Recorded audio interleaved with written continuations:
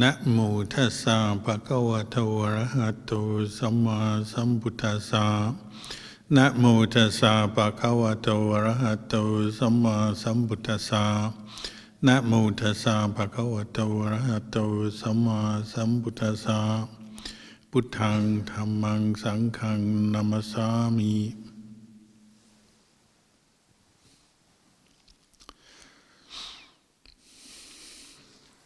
Blessings, good evening.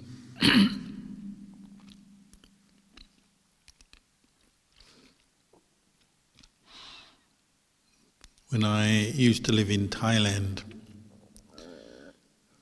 every week the community would stay up meditating all night on the Uposatha nights and the half moon Uposathas as well, so 4 times a month.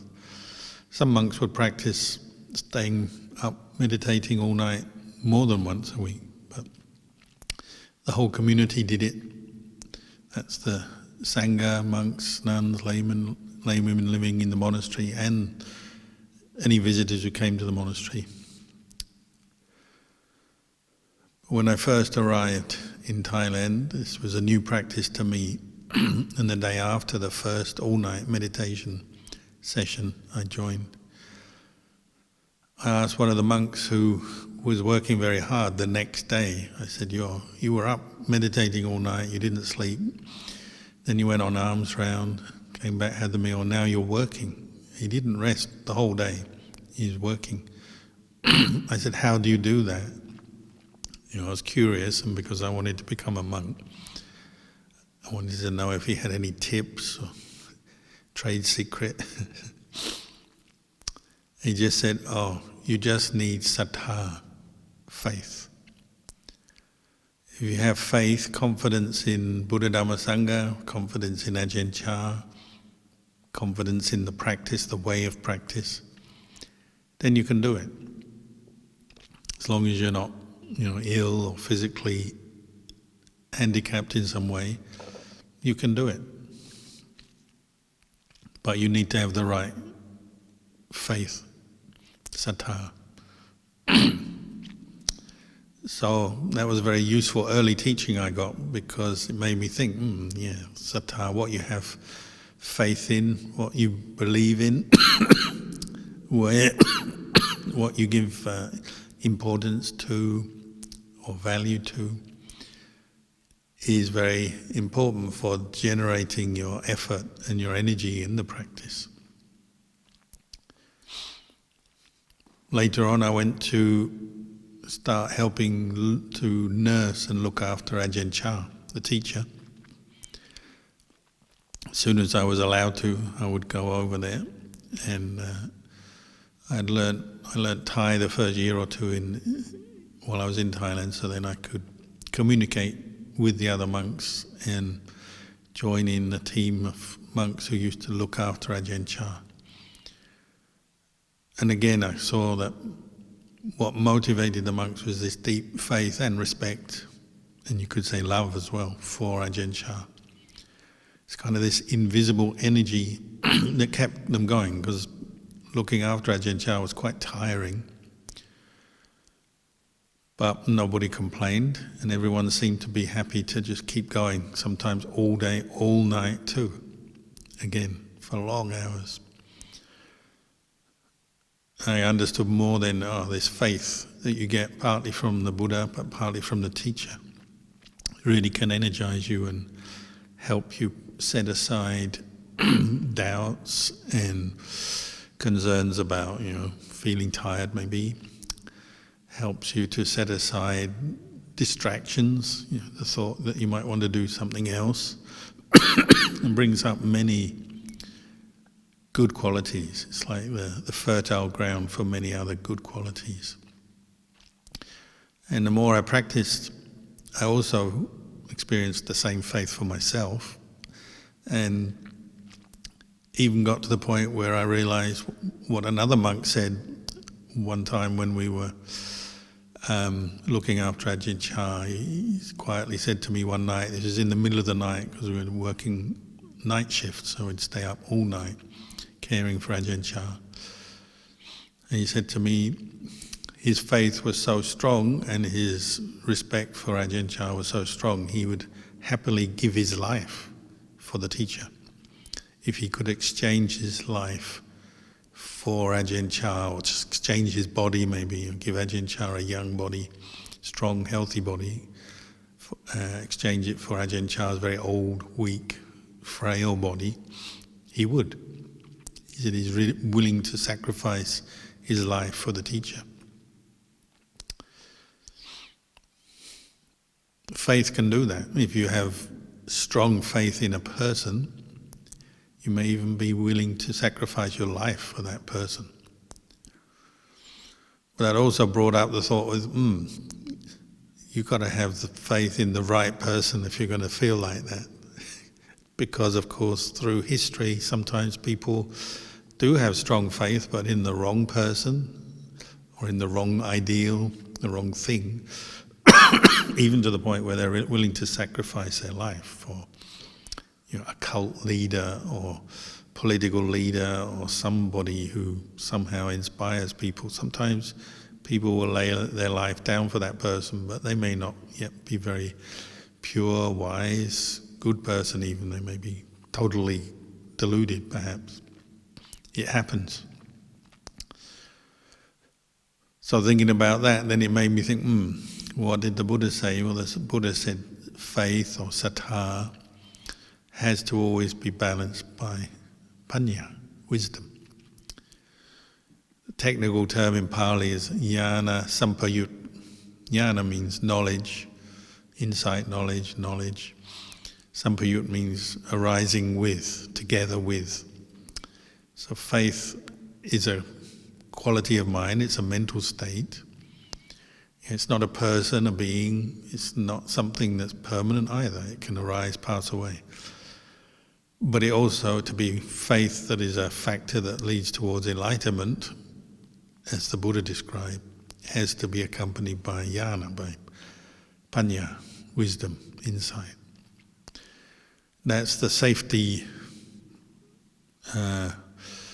valve of faith, keeps it safe. So wisdom is the thing that tests your faith, whether you have faith in the right things, whether you're using your faith in the right way.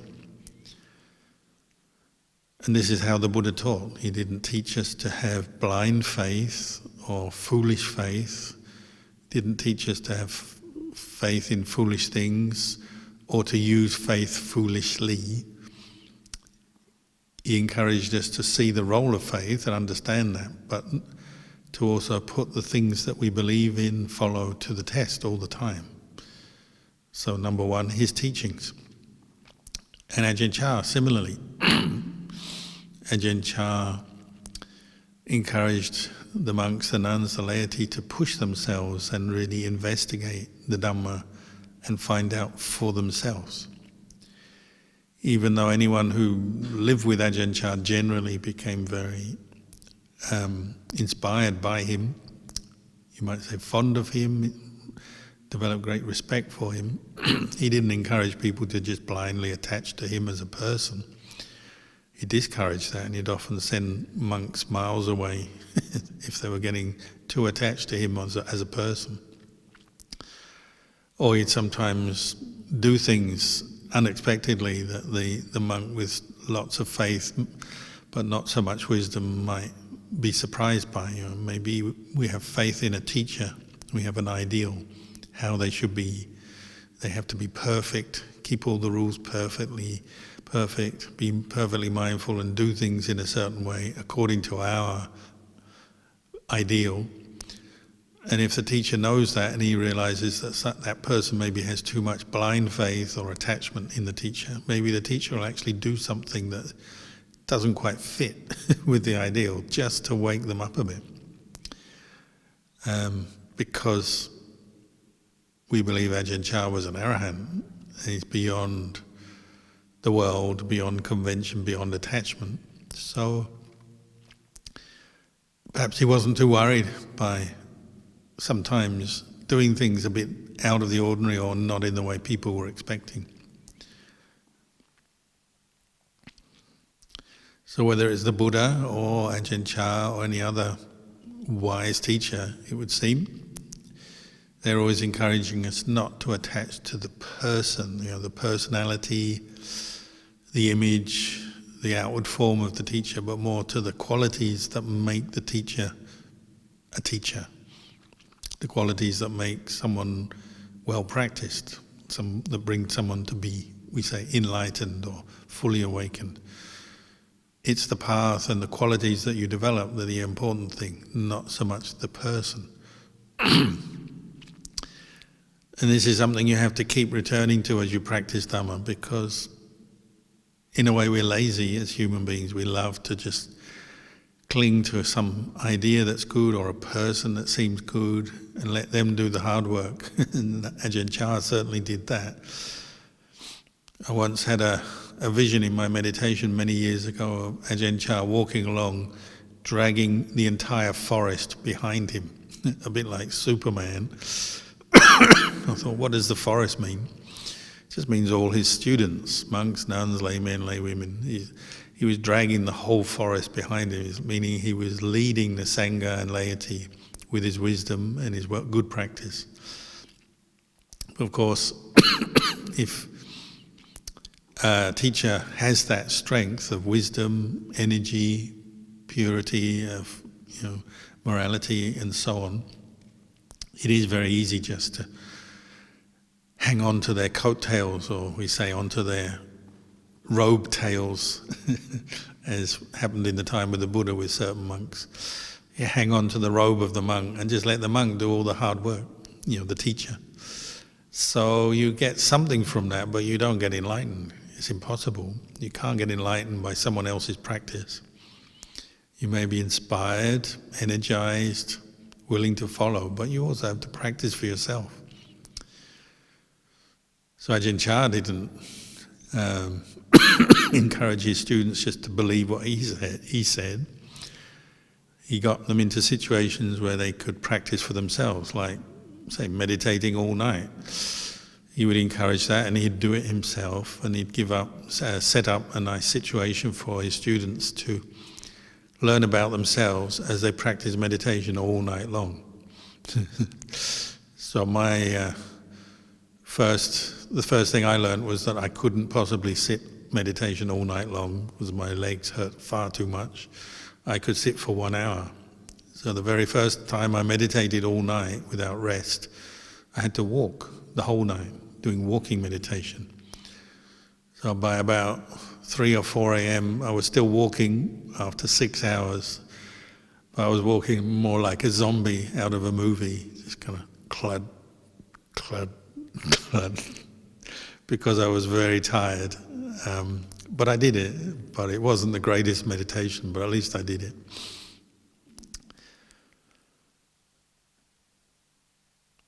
So Ajahn Chah would encourage people to put their heart into the practice, but then learn for themselves. He discouraged people who just quoted him all the time. We love to quote Ajahn Chah because there's so many of his similes and reflections that are very pertinent to the practice, and they do a good job. Because he was so clear and wise, he could see the Dhamma in everything. But nevertheless, he didn't encourage that just to quote him, or even just to quote the Buddha, although he sometimes would quote the Buddha, or he wasn't against it. It's just he encouraged people to also learn for themselves, to know for themselves. And that's not even different from the Buddha himself. Like, we often talk about the time when Venerable Sariputta was listening to the Buddha teach on a talk on what are the conditions for awakening, and describing what we call the 5 indriya, the 5 spiritual faculties. So that begins with sattha, faith, and virya, sati, samadhi, and panya. The Buddha's explaining that very well, and then at the end of the talk, he said, "Sariputta, do you believe what I said?" And Sariputta said, "No." And it just so happened that there was a leader of another sect, not a Buddhist, not a student of the Buddha, was listening as well. And he was astounded. He said, how come you don't believe what the Buddha just taught? It seems so clear, and you're his leading disciple. Venerable Sariputta was considered the wisest monk. Why don't you believe him? And Sariputta said, well, I can't believe yet until I've gone away and practiced. If what I practice, what I get to know from my practice matches what the Buddha says, then I'll believe it. And the Buddha said, correct answer. That's the flavour of Buddhism. We receive teachings, and often they're very true and very useful, but we're not just to receive them without questioning or putting them into practice. A lot of people like to question, just on a sort of philosophical level. They like to argue, discuss, question, debate, which has some use as well, helps you to clarify maybe some meanings. But what people don't really like to do is practice. They don't like to sit meditation for many hours, practice mindfulness, keep precepts strictly, meditate, train their mind to abandon different attachments. Most people don't like doing that, and that's why there's so few arahants in the world. But that's what you need to do. Take the teachings you've heard and put them to the test. One time there was a layman who came to see the Buddha, and the Buddha taught him the Dhamma, taught him what we nowadays call vipassana meditation, to reflect on the nature of his body and mind, see them as impermanent, unsatisfactory and not self. And he attained the first stage of enlightenment, Sotapanna. So Sotapanna, stream enterer, they have firm, unwavering faith in the Buddha, Dhamma, Sangha. They've had their own insight. They'll keep the 5 precepts because the intention to break the precepts is gone. And they'll practice samatha and vipassana very well. So this was a layman, but a Sotapanna, practicing well. But as happens quite often, Mara, who has this deity, who has his own special powers and even wisdom on one level, has this kind of invested interest to stop people from reaching Nibbana. That's what he does. And he would try and test and trick the Buddha and anyone else on their way to Nibbana. Mara went down to see this layman, thought this person's new. He's a Sotapanna, but he's just ripe for a bit of fooling. So Mara pretended to be the Buddha, and Mara can do that. He can turn himself into the Buddha, an image of the Buddha, trick someone. And so the layman saw the Buddha, and of course he's respectful when he sees the Buddha.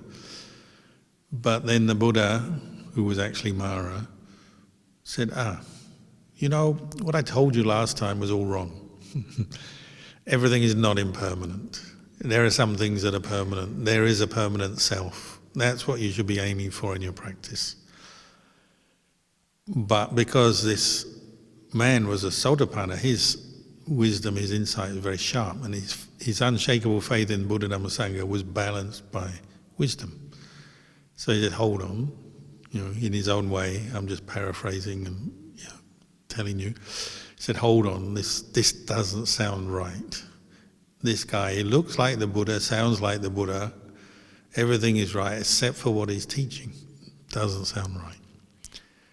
So he rejected what Mara said, and usually when Mara is caught like that, he sort of is exposed. Somehow his kind of, the facade, the image crumbles, and it's like, failed again, and Mara has to go off, because he's dealing with a noble one. This man, layman, luckily was a noble one. He wasn't any old person. He had already attained stream entry, so he had enough wisdom to catch Mara in the act. But this is what we have to do. We have to test what we hear and put it into the practice all the time, regularly. Not just once, okay, now I accept the words of the Buddha and then no longer be curious or test anything. We have to do this over and over again until we reach enlightenment. And even then, even the Buddha, enlightened, was also tested by Mara. It's not like you even get a rest when you're enlightened. Unfortunately, no rest for the good. There was a monk who also is famous, Wakali. He got great faith in the Buddha, but it was a very superficial kind of faith, just in the way the Buddha looked. Buddha was radiant, most people agreed. He had a radiant aura, beautiful characteristics. They call them the 32 marks of the great man. So, beautiful eyes like a cow, and soft white skin, and all kinds of rightly proportioned body. And so he was radiant, glowing, better than any supermodel or any kind of handsome man these days, because he's got the aura of an enlightened mind, which is much better than any beauty products that you might use. So the Buddha would impress people with his appearance, and sometimes that was enough to get them to want to practice. It's a good starting point, but it's not the same as enlightenment or wisdom or knowledge. It's like a starting point. But Wakali was happy with his starting point. He just liked to follow the Buddha around and just gaze at him, just kind of sit there, kind of bleary-eyed. Oh, the Buddha, so good. But not contemplating, not practicing, just stuck on the image. Again, we say like kind of grabbing hold of the Buddha's robe and just kind of following him around. So the Buddha had to teach him this famous phrase, you have to go and practice the Dhamma. One who sees the Dhamma will see the real Buddha, the Buddha inside, meaning the mind that is free from craving and attachment. The Buddha on the outside is not the Buddha. It's a delusion, that's even a cause of suffering, because if you can't see the Buddha, you miss the Buddha, you feel sad, whatever. The real Buddha is the knowledge, the vision of the way things are that frees the mind from suffering. He said, that's the Buddha you've got to find. One who sees the Dhamma sees the Buddha, one who sees the Buddha sees the Dhamma. So all through the Buddha's life, and then since then, and all through Ajahn Chah's life, and any other of the great enlightened teachers, they're reminding us to put our faith into practice and test it until we have wisdom from our experience that matches the faith, maybe the initial faith in the teachings that we've heard, until we've actually seen, realized them for ourselves. We have to keep testing, pushing, trying things, and being willing to kind of push boundaries, really. It's another one of our obstacles, isn't it? We have faith, but then our desire for comfort, convenience, holds us back. So like, say with all-night sittings, quite often people say, you meditate all night? That doesn't sound healthy. That sounds extreme. Isn't that the extreme that the Buddha was against? Saying, some people are caught into the extreme asceticism of going without, harming their health, not eating, not sleeping. Isn't it that? And I'm not going to go all night meditating because it doesn't sound like the middle way to me. So they've already got their excuses why they're not going to practice. And, well, I wouldn't say you've got to practice all night for everyone to get enlightened. If you're wise enough, mindful enough, maybe you don't need to do that. But at least one should try, shouldn't one? Give it a try. If Ajahn Chah tried it, I would say that's a good sign. It may help you to push a bit further and let go of a bit more. But often we don't want to try these things. We don't want to try pushing ourselves. We're in our comfort zone. We don't want to come out of that. We want everything our own way. And that's why we still suffer. So we actually have to push ourselves to learn from our own experience the Dhamma that we've heard. The faith is the starting point, the energy to push, but then you have to also develop your own knowledge, your own direct knowledge.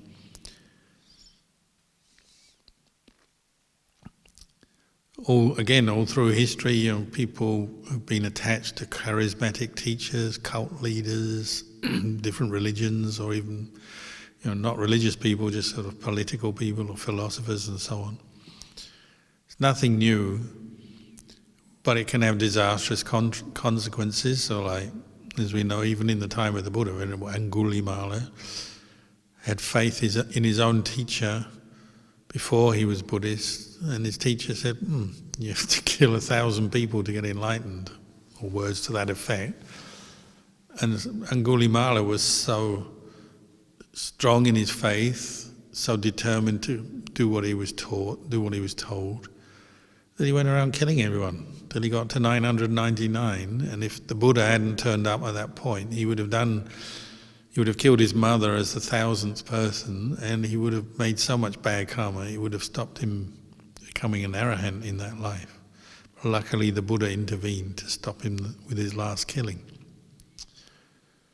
Well, faith can even lead you to kill people for the wrong reasons. You think you're doing the right thing, think it's good karma or merit or the correct thing to do. Some acts of faith lead one to kill oneself, sometimes kill others, do all kinds of unskillful, unwholesome things in the name of faith. So we have to constantly test and reflect on and check our faith to see whether what we're doing is really in line with what the Buddha taught. In the end, it's whether your practice is leading to the reduction of your greed, anger, delusion, the mental defilements. You have to keep observing that over time. If your mind is becoming purer, you've got less greed, anger, delusion bothering you, you've got more mindfulness and wisdom available, then you're probably going in the right direction. If you're going in the wrong direction, you may be becoming more deluded. Well, that may lead you to do unwholesome things that someone following the Buddha would never do. But if you follow the wrong teacher and get caught into wrong views, you can end up making a lot of suffering for yourself. That's why also practicing mindfulness is important. In between the faith and the wisdom, we need the mindfulness just to pay attention. Because that's where you learn so much, where you pay attention, you know something, meaning you fully know, fully aware, fully pay full attention to it. Then you can really study it and say, whether a mental state is wholesome or not, to be abandoned or to be cultivated. You really have to watch and observe with mindfulness, with clear comprehension to do that. Otherwise you might end up chucking out the good stuff and keeping the bad stuff. When we hold on to greed, selfishness, anger, jealousy, fear, worry, we suffer. So they say that's like when you grab the grass in the wrong way. Like throughout India they have this grass called kusa grass, which is quite large, but the blades of grass are quite sharp. If you grab it too tightly in the wrong way, you cut your hands. It's really painful. It's like a razor blade. Kusa actually, same root as kusala, meaning wholesome, for wholesome states of mind. And if you grab the kusa grass wrong, it's like grasping your thoughts in the wrong way. You end up grasping negative thoughts, unwholesome, unskillful thoughts, and holding on to them, such as anger or fear. Why do we get so stressed? It's because we're not mindful enough to recognize what we're doing. We're holding on to, grabbing something that's hurting us. What you have to learn is how to grab the grass correctly so you can pull it up or whatever you're going to do with it, but not to cut yourself. That's like to be able to pay attention to your mind, what you're thinking, and then to determine, is it wholesome or unwholesome? Is it part of the path leading to the end of suffering, or is it more suffering, leading to more suffering? That's something you have to learn, and you need to have enough mindfulness to do that.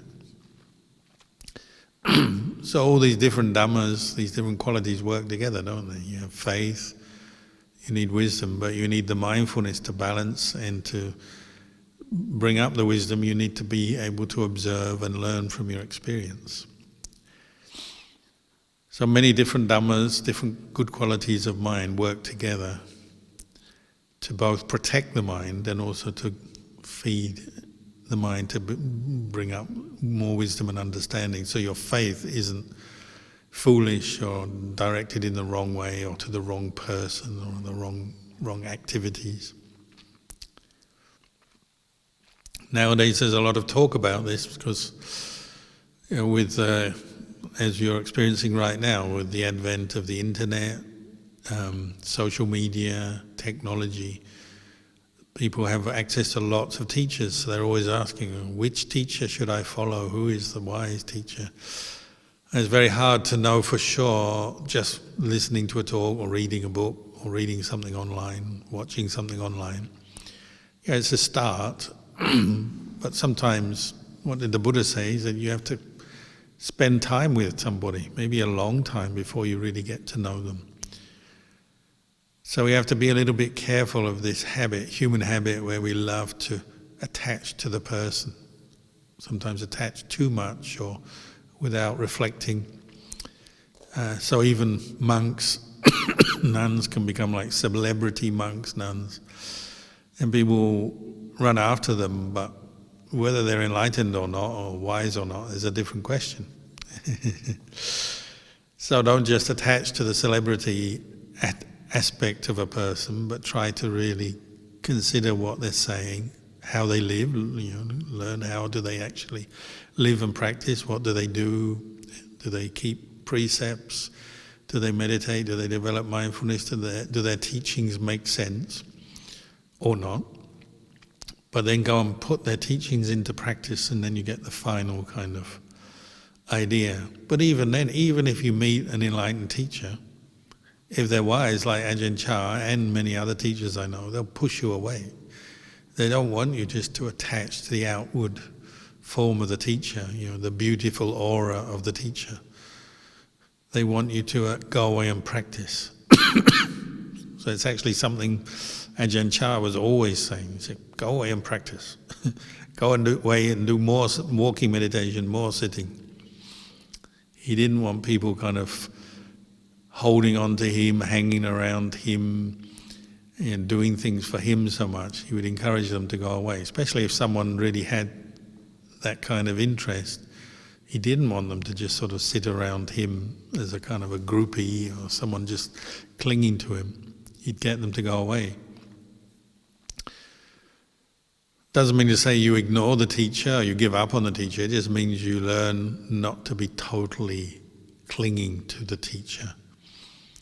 You take the teachings and the way of practice that the teacher gives you, and then you go away and you see if it works. And people are always asking, why the students of Ajahn Chah, why have they gone around Thailand and now around the whole world and set up monasteries and hermitages and practiced in different places quite successfully, and why does the Sangha keep growing? It's because, partly anyway, because Ajahn Chah encouraged this, to take the teachings and the way of practice away and use it. Not just to cling to him, but actually go away and use it for each individual for themselves.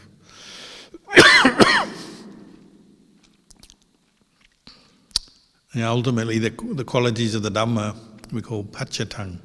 Pachatang Veditabo Vinyuhi.